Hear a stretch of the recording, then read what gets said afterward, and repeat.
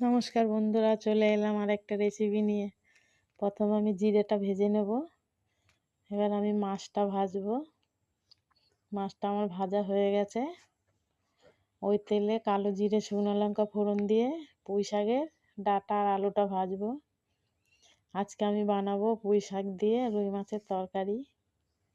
এবার আমি একটু হলুদ গুঁড়ো আর 1 চামচ জিরার গুঁড়ো দিয়ে দেবো। কিছু কাঁচা লঙ্কা আর পুঁই শাকটা দিয়ে দেবো। দিয়ে এবার একটু ঢাকা দিয়ে দেবো। দেখুন কত সুন্দর মজে গেছে পুঁই শাকটা। এবার আমি পরিমাণ মতো জল দিয়ে দেবো। আমি জিরে ভেজে রেখেছিলাম, জিরেটা গুঁড়ো করে রেখেছি। লাস্টে জিরের গুঁড়োটা দিয়ে নামাবো। এবার আমি ভাজা জিরের গুঁড়োটা দিয়ে দেবো। দেখতে পাচ্ছেন কত সুন্দর হয়েছে তরকারিটা।